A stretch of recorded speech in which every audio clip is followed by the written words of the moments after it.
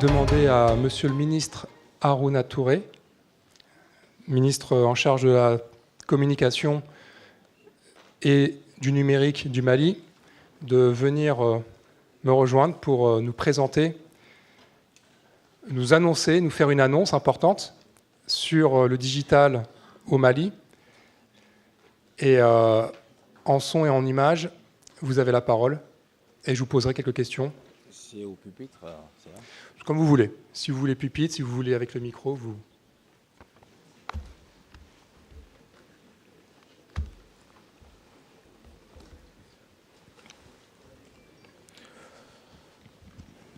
Bonjour à tous.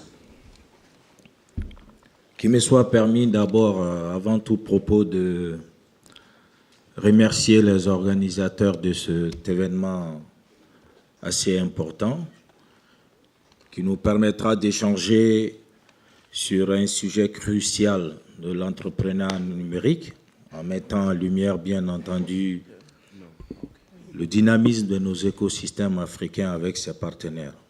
Je suis très heureux d'être parmi vous ce matin pour partager ce moment convivial.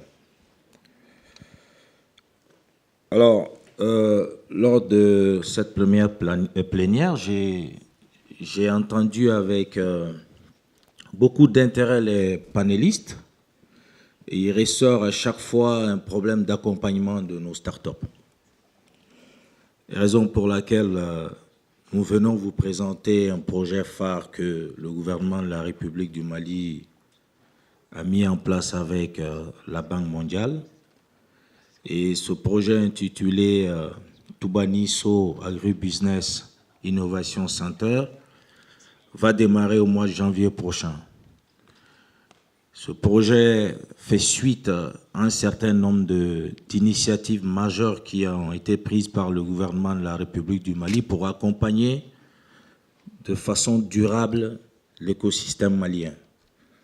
Je vous prie de bien vouloir partager cette vidéo avec nous. Et ce projet, je tiens à vous signaler que mon gouvernement le partage pleinement avec la Banque mondiale. Merci. Les pays du Sahel font face à des défis socio-économiques majeurs. La pauvreté, un chômage endémique, le terrorisme, une forte émigration. Mais aujourd'hui, nous sommes venus vous parler d'autres réalités.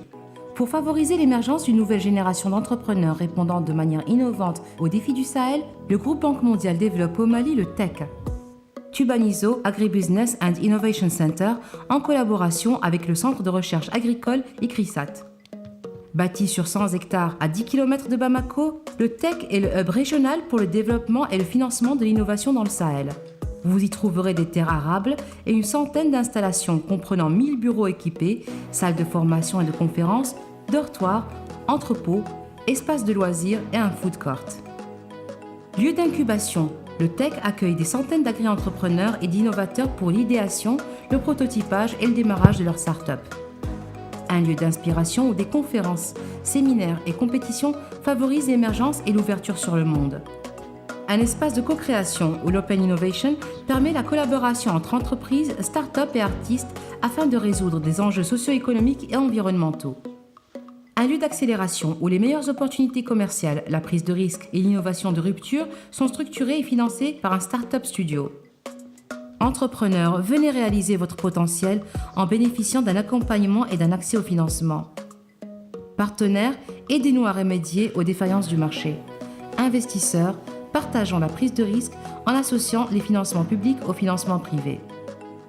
Le TEC, une expérience inédite bâtie sur un modèle économique rentable et soutenable, répondant aux défis d'une génération pour construire le Sahel de demain. Merci. Voilà, merci. Bravo. Cette vidéo, elle est excellente, raison pour laquelle mon gouvernement n'a pas du tout mis assez de temps pour réfléchir à aller dans le sens de ce projet. Ce projet sera lancé au mois de janvier prochain et je vous invite tous d'ailleurs à venir partager ce moment important avec nous au Mali. Il va servir à accompagner les startups pour la mise à niveau de leurs compétences, développer l'entrepreneuriat entre le secteur privé et public, Et ce Toubanisso permettra effectivement d'abriter le complexe numérique de Bamako.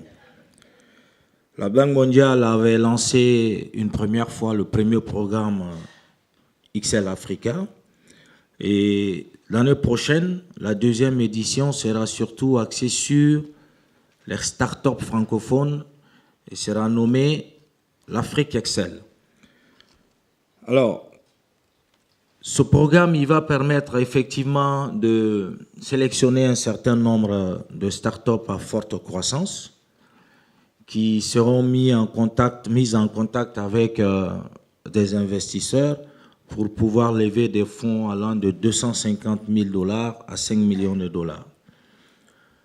Nous vous invitons à rester connectés sur le site de Toubanisso parce que nous voulons, avec Toubanisso, faire la Silicon Valley de l'Afrique de l'Ouest à Bamako. Donc, nous vous invitons tous au mois de janvier pour Bamako. Je vous remercie. Merci, Monsieur le ministre.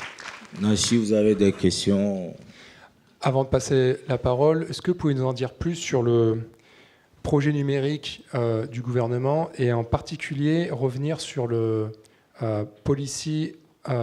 le Startup Act et le Policy Hackathon que vous avez organisé avec l'écosystème et quels ont été les résultats pour améliorer et notamment nourrir le gouvernement de propositions pour aider les startups du Mali?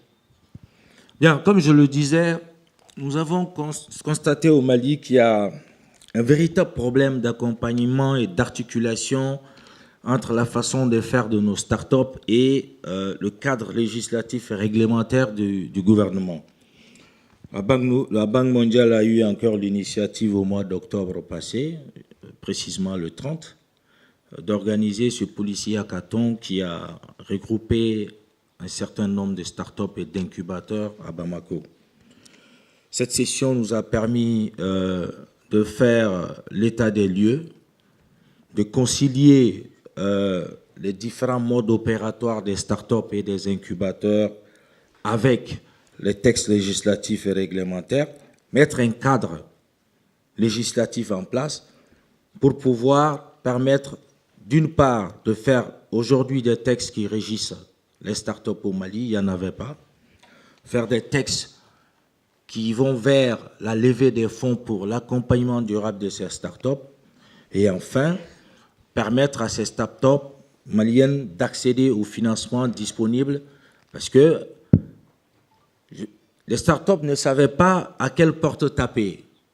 C'était en fait du laisser-faire et l'État s'est trouvé un moment dans une position où il fallait qu'on réagisse. Et le Policy Hackathon a été effectivement le point de départ pour jeter les bases d'une collaboration fructueuse entre l'État du point de vue texte et les startups du point de vue accompagnement. Je vous avoue ici que ce Policy Hackathon a été une réussite totale et nous allons aller vers une seconde édition. On va élargir vers des startups de l'Afrique de l'Ouest pour qu'on s'y retrouve tous. Merci. Merci beaucoup. On peut applaudir Monsieur le ministre. Et bravo.